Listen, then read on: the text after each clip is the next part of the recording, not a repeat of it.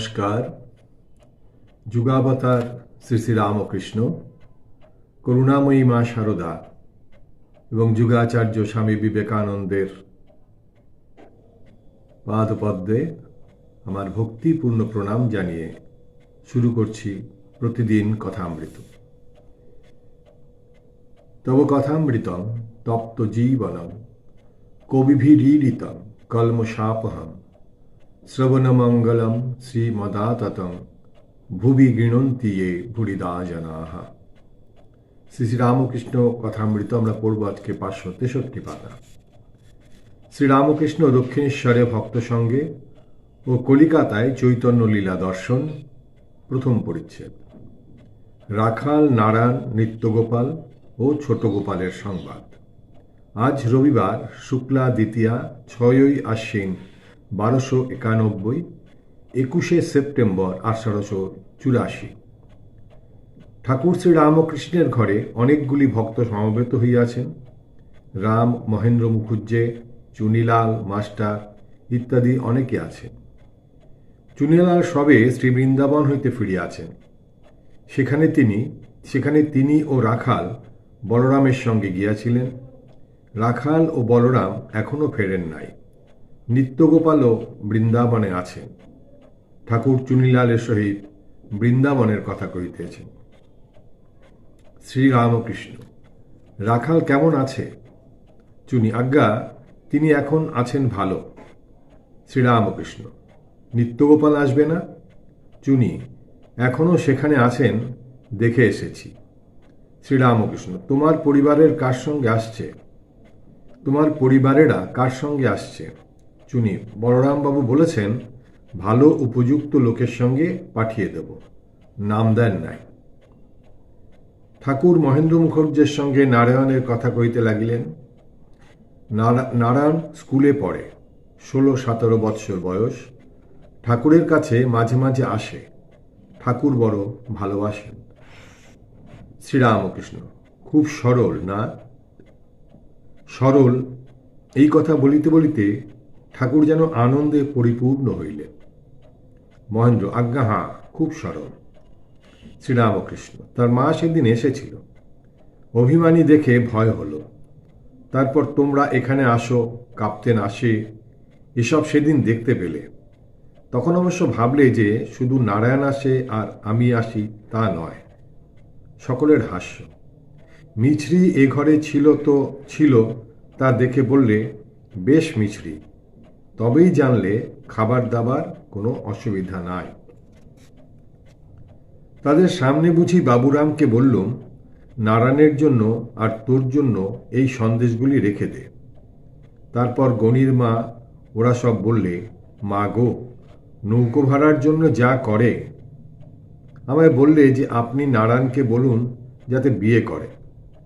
সে কথা বললুম, ওসব অদৃষ্টের কথা, ওতে কথা দেব কেন? সকলের হাস্য। ভালো করে পড়াশোনা করে না, তাই বললে আপনি বলুন যাতে ভালো করে পড়ে। আমি বললুম, পড়িস রে। তখন আবার বলে, একটু ভালো করে বলুন। সকলের হাস্য। চুনির প্রতি: হ্যাঁ গা, গোপাল আসে না কেন? চুনি: রক্ত আমেশা হয়েছে। শ্রীরামকৃষ্ণ: ওষুধ খাচ্ছে? থিয়েটার ও বেশ্যার অভিনয়, পূর্ব কথা, বেলুন দর্শন ও শ্রীকৃষ্ণের উদ্দীপন। ঠাকুর আজ কলিকাতায় স্টার থিয়েটারে চৈতন্য লীলা দেখিতে যাইবেন। স্টার থিয়েটারের তখন যেখানে অভিনয় হইত, আজকাল সেখানে কোহিনূর থিয়েটার। মহেন্দ্র মুখুজ্জের সঙ্গে তাহার গাড়ি করিয়া অভিনয় দেখিতে যাইবেন। কোনখানে বসিলে ভালো দেখা যায় সেই কথা হইতেছে। কেউ কেউ বললেন 1 টাকার সিটে বসলে বেশ দেখা যায়। রাম বললেন, কেন, উনি বক্সে বসবেন। ঠাকুর হাসিতেছেন। কেউ বলিলেন, বেশ্যারা অভিনয় করে, চৈতন্যদেব, নিতাই এসব অভিনয় তারা করে। শ্রীরামকৃষ্ণ ভক্তদেহকে: আমি তাদের মা আনন্দময়ী দেখব। তারা চৈতন্যদেব সেজেছে, তা হলেই বা, শোলার আতা দেখলে সত্যকার আতার উদ্দীপন হয়। একজন ভক্ত রাস্তায় যেতে যেতে দেখে কতকগুলি বাবলা গাছ রয়েছে। দেখে ভক্তটি একেবারে ভাবাবিষ্ট। তার মনে হয়েছিল যে ওই কাঠে শ্যামসুন্দরের বাগানের কোদালের বেশ বাট হয়। অমনি শ্যামসুন্দরকে মনে পড়েছে, যখন গড়ের মাঠে বেলুন দেখতে আমায় নিয়ে গিয়েছিল, তখন একটি সাহেবের ছেলে একটা গাছে ঠাসান দিয়ে ত্রিভঙ্গ হয়ে দাঁড়িয়েছিল। দেখাও যা। অমনি কৃষ্ণের উদ্দীপন হলো, অমনি সমাধিস্থ হয়ে গেলাম। চৈতন্যদেব মেড়গা দিয়ে যাচ্ছিলেন, শুনলেন গায়ের মাটিতে খোল তৈয়ার হয়। যাই শোনা, অমনি ভাবাবিষ্ট হয়ে গেলেন। শ্রীমতী মেঘ কি ময়ূরের কণ্ঠ দেখলে আর স্থির থাকতে পারতেন না। শ্রীকৃষ্ণের উদ্দীপন হয়ে বাহ্যশূন্য হয়ে যেতেন। ঠাকুর একটু চুপ করিয়া বসিয়া আছেন, কিয়ৎক্ষণ করে আবার কথা কহিতেছেন। শ্রীমতীর মহাভাব, গোপী প্রেমে কোনো কামনা নাই। ঠিক ভক্ত যে, সে কোনো কামনা করে না, কেবল শুদ্ধা ভক্তি প্রার্থনা করে, কোনো শক্তি কি সিদ্ধায় কিচ্ছু চায় না। এই হচ্ছে অবস্থা। বলছেন আজকে ঠাকুর যাবেন, সেখানে বেশ্যারা অভিনয় করতেন সেই সময় মহিলারা। তো সেই দেখে ঠাকুরকে বলছেন যে ওরা অভিনয় করে। ঠাকুর বলতেন যে আমি ওদের মধ্যে আনন্দময়ীকে দেখতে পাবো। বলছেন যারা চৈতন্য সেজে, তাহলে সোলার আতা দেখলে সত্যিকার আলাদা। যদি সে অভিনয় করছে তাহলেও তাকে দেখলে উদ্দীপন হয়।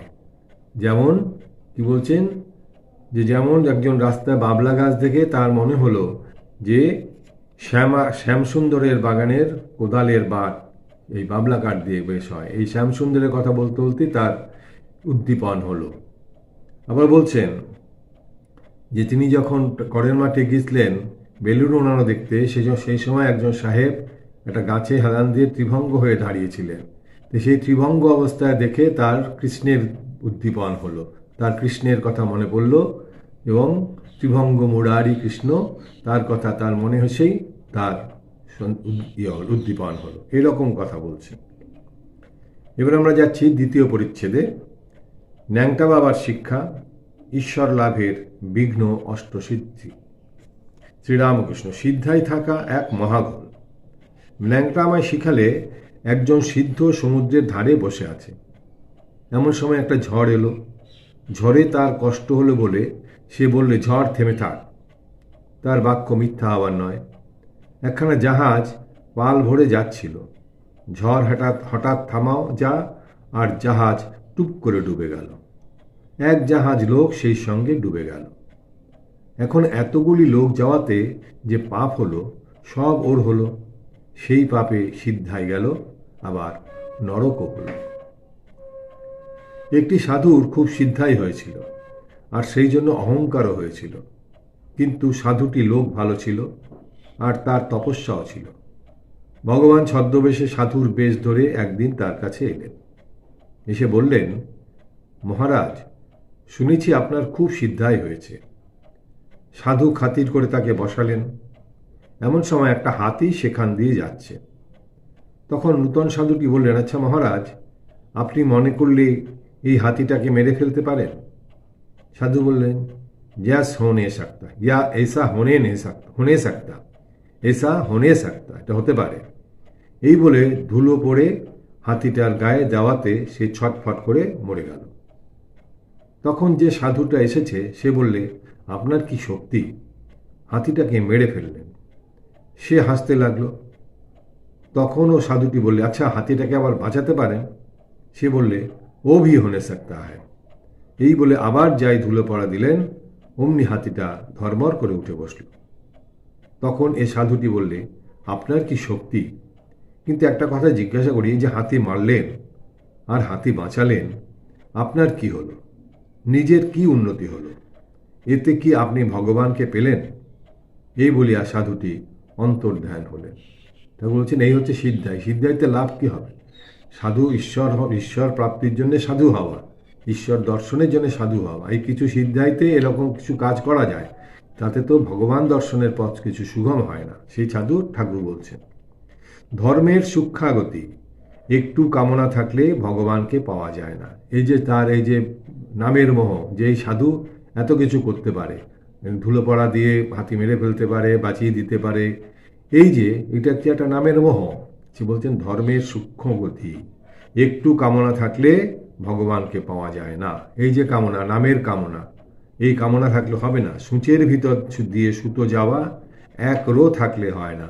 সুতের ভেতর দিয়ে যদি সুতো গলানো যায়, একটু রোয়া থাকলেও সেই সুতো গোলার মধ্য দিয়ে গুলবে না। কৃষ্ণ অর্জুনকে বলেছিল, ভাই আমাকে যদি লাভ করতে চাও তাহলে অষ্টসিদ্ধির একটা সিদ্ধি থাকলে হবে না। কি জানো, সিদ্ধাই থাকলে অহংকার হয়, ঈশ্বরকে ভুলে যায়। একজন বাবু এসেছিল, টেরা, বলে আপনি পরমহংস তো বেশ আছে, তা বেশ, একটু সস্তায়ন করতে হবে। কি হীনবুদ্ধি, পরমহংস আবার সস্তায়ন করতে হবে? সস্তায়ন করে ভালো করা সিদ্ধায়। অহংকারে ঈশ্বর লাভ হয় না। অহংকার কিরূপ জানো? যেন উঁচু ঢিপি, বৃষ্টির জল জমে না, গড়িয়ে যায়। নিচু জমিতে জল জমে আর অঙ্কুর হয়, তারপর গাছ হয়, তারপর ফল হয়। লাভ টু অল, ভালোবাসায় অহংকার যায়, তবে ঈশ্বর লাভ। হাজরাকে তাই বলি, আমি বুঝেছি আর সব বোকা, এ বুদ্ধি করো না। সকলকে ভালোবাসতে হয়, কেউ পর নয়। সর্বভূতেই সেই হরিই আছে, তিনি ছাড়া কিছুই নাই। প্রহ্লাদকে ঠাকুর বললেন, তুমি বর নাও। প্রহ্লাদ বললেন, আপনার দর্শন পেয়েছি, আমার আর কিছু দরকার নাই। ঠাকুর ছাড়লেন না। তখন প্রহ্লাদ বললেন, যদি বর দেবে তবে এই বর দাও, আমায় যারা কষ্ট দিয়েছে তাদের অপরাধ না হয়। কি সুন্দর প্রার্থনা! যারা আমাকে কষ্ট দিয়েছে তাদের যেন কোনো কষ্ট না হয়, এই হচ্ছে বর চাইলেন তিনি। এর মানে এই যে হরি একরূপে কষ্ট দিলেন, সেই লোকদের কষ্ট দিলে হরির কষ্ট হয়। সে যারা, সবাই তো তার হরি, বলছে সর্বভূতে তিনি আছেন। তাই হরি যখন কষ্ট দিয়েছেন, আবার অন্য হরি যারা আমাকে কষ্ট দিয়েছেন তাদের যেন কষ্ট না হয়। এবার যাচ্ছি তৃতীয় পরিচ্ছেদে, শ্রীরামকৃষ্ণের জ্ঞানোন্মাদ ও জাতি বিচার। পূর্ব কথা, 1857 কালী মন্দির প্রতিষ্ঠার পর জ্ঞানী পাগল দর্শন হলধারী। শ্রীরামকৃষ্ণ, শ্রীমতীর প্রেমোন্মাদ, আবার ভক্তি উন্মাদ আছে, যেমন হনুমানের। গীতা আগুনে প্রবেশ করেছে দেখে রামকে মারতে যায়। আবার আছে জ্ঞানোন্মাদ, একজন জ্ঞানী পাগলের মতো দেখেছিলাম কালীবাড়ির সবে প্রতিষ্ঠার পর। লোকে বললে রামমোহন রায়ের ব্রাহ্মসমার একজন, এক পায়ে ছেঁড়া জুতো, হাতে কঞ্চি আর একটি ভাঁড় আপচাড়া, গঙ্গায় ডুব দিলে, তারপর কালীঘরে গেল। হলধারী তখন কালীঘরে বসে আছে। তারপর মত্ত হয়ে স্তব করতে লাগলো, খ্রৌং খ্রৌং খট্টাঙ্গধারিণীম ইত্যাদি। কুকুরের কাছে গিয়ে কান ধরে তার উচ্ছিষ্ট খেলে। কুকুর কিছু বলে নাই। আমারও তখন এই অবস্থা আরম্ভ হয়েছে। আমি হৃদের গলা ধরে বললাম, ওরে হৃদে, আমারও কি ওই দশা হবে? আমার উন্মাদ অবস্থা। নারায়ণ শাস্ত্রী এসে দেখলে একটা বাঁশ ঘাড়ে করে বেড়াচ্ছি। তখন সে লোকেদের কাছে বললে, উন্মস্ত হ্যায়, ওহো উন্মস্ত হায়। সে অবস্থায় জাত বিচার কিছু থাকতো না। একজন নীচ জাতি, তার মাগ শাক বেঁধে পাঠাতো, আমি খেতুম। কালীবাড়িতে কাঙালিরা খেয়ে গেল, তাদের পাতা মাথায় আর মুখে ঠেকালো। হলধারী তখন আমায় বললে, তুই করছিস কি? কাঙালিদের এটো খেলি, তোর ছেলেপিলের বিয়ে হবে কেমন করে? আমার তখন রাগ হলো। হলধারী আমার দাদা হয়, তাহলে কি হয়? তাকে বললাম, তবে শালা, তুমি না গীতা বেদান্ত পড়ো, তুমি না শেখাও ব্রহ্মসত্য জগৎ মিথ্যা, আমার আবার ছেলেপুলে হবে তুমি ঠাউরেছ? তোর গীতা পাঠের মুখে আগুন। মাস্টারের প্রতি, দেখো, শুধু পড়াশোনাতে কিছু হয় না। বাজনার লোক বাজনার বোল লোকে মুখস্থ বেশ বলতে পারে, হাতে আনা বড় শক্ত। ঠাকুর আবার নিজের জ্ঞানোন্মাদ অবস্থা বর্ণনা করিতেছেন। পূর্ব কথা, মথুর সঙ্গে নবদ্বীপ ঠাকুর চিনে শাঁকারির পায়ে ধরেন। সেজবাবুর সঙ্গে কদিন বজরা করে হাওয়া খেতে গেলাম। সেই যাত্রায় নবদ্বীপও যাওয়া হয়েছিল। বজরাতে দেখলাম মাঝিরা রাঁধছে, তাদের কাছে দাঁড়িয়ে আছি। সেজবাবু বললে, বাবা ওখানে কি করছো? আমি হেসে বললাম, মাঝিরা বেশ রাঁধছে। সেজবাবু বুঝেছে যে ইনি এবার চেয়ে খেতে পারেন, তাই বলে, বাবা সরে এসো সরে এসো। এখন কিন্তু আর পারি না, সে অবস্থা এখন নাই। এখন ব্রাহ্মণ হবে, আচারী হবে, ঠাকুরের ভোগ হবে, তবে ভাত খাবো। এই যে যখন তিনি এই একদম উচ্চশিখরে ছিলেন, যখন তার সাধন পর্ব চলছিল, সেই সময় তার এই অবস্থা হলো। তখন তার কোনো জাত বিচার কিছুই ছিল না, যার তার হাতে তিনি খেতে পারতেন। কিন্তু বলছেন ঠাকুর যে এখন আর সে অবস্থা নাই।